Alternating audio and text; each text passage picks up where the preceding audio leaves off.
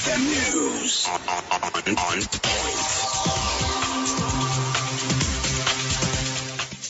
The news on XFM. I'm Chris or Tim. The Electoral Commission has started the verification process of supporters for nomination of candidates for the 2021 presidential elections. According to the Constitution, presidential candidates' nominations shall be supported by not less than 100 persons who are registered voters from not less than 98 districts. The Electoral Commission spokesperson, Paul Bukenya, said as of the 25th of September, at least 82 aspirants had collected nomination forms and supporter forms. The NRM Secretariat has confirmed that the 30th of this month as the new date for the elections of Mawogola North and Mawogola West constituencies in the party primaries for the parliamentary flag bearers. Initially, the elections in both these constituencies was meant to be held early this month. Later was postponed to the 28th, and now another date has been set. According to the NRM, Mawogola West election was postponed following one of the aspirants, Hanifa Kawoya, who accused her competitor, Joseph Sekabito, of ordering his supporters to beat her up while in Mawogola North. It was due to multiple incidences of violence between Godfrey Aine Kaguta and Shatis Kutesa Musherude's supporters. During the party's weekly press conference yesterday, NRM Secretary General Kasule Lumumba said they have postponed these elections to this Wednesday for them to be able to have enough manpower for a peaceful election. This is to enable the voters, the candidates, the election officials, and the party to be able to organize and make sure we don't risk people's lives in this election. So as we talk, there is a team from the police that has joined the police in Zimbabwe to make sure, working with the party and working also with the voters, to make sure there is no intimidation, to agree on how to carry out this election in a peaceful way, and make even the candidates sign the do's and don'ts. And anybody who go beyond what has been agreed on and there is reasonable evidence can even be disqualified as a candidate. Meanwhile, the NRM's legal team will continue with the hearing of petitions arising from the parliamentary election primaries. The process that started yesterday will run until the 4th of October. The party lawyer, Oscar Kihika, says petitions are handled at the party's Electoral Commission headquarters in Kampala, calling upon the concerned members to keep time.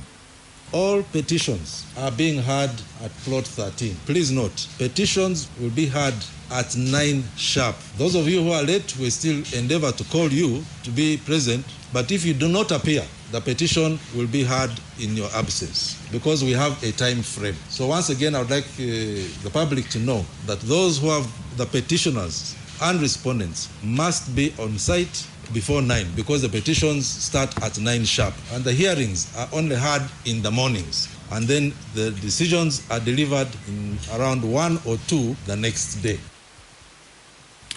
The Uganda Law Society has given government security agencies a 48-hour ultimatum to produce Kampala's renowned lawyer Ambrose Tabyasa to the courts of law, or else will take legal action. Tabyasa, who acted as the counsel for Dodo Mwanje in the controversial Deba Anglican Church case, is currently detained at Kabalagala Police Station, allegedly on the orders of Kano Edith Nakalema of the Anti-Corruption Unit of State House. In the statement signed by the Uganda Law Society President Fiona Nabalasa, says that Tabyasa has been denied the constitutional rights to know the charge against him and to have access to lawyers of his choice. The Ministry of Health is preparing to announce a series of measures the public will follow after the country entered a critical phase of the COVID-19 pandemic.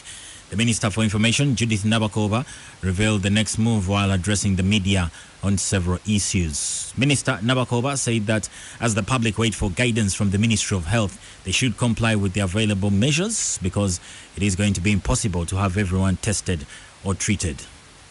This stage has coincided with the opening of schools, churches, but also the elections. However, despite all the risks associated with the above, government decided that another lockdown was not the right way to go. All the guidance by the scientists indicates that the right thing to do right now is to focus on individual protection. Let us protect ourselves first as individuals, but also protect our neighbors. Then world news, US President Donald Trump has said it is certainly possible that his Supreme Court will be involved in a ruling revisiting the landmark 1973 decision that legalized abortion in the United States. Mr. Trump said he did not discuss abortion rights with the Amy Coney Barrett before choosing her for the top court. But Mrs. Coney Barrett was certainly conservative in her views, he said. She has been chosen to replace the late Liberal Justice Ruth Bader, but awaits Supreme confirmation. Democrats and women's rights advocates fear Judge Barrett, a socially conservative jurist, could play a decisive role in any ruling overturning the 1973 judgment to legalize abortion known as Roe versus Wade. All right, now in sports news, Lionel Messi scored a penalty as Ronald Koeman's era as Barcelona boss began with a comfortable 4-0 La Liga win over Villarreal in a game played last night. Ansu Fati, who is originally from Guinea, as the game's outstanding player and scored Barca's first 2 goals with a first-time finish from a Jordi Alba ball and then a low drive from Felipe Coutinho's pass. He won the penalty, which Messi scored later.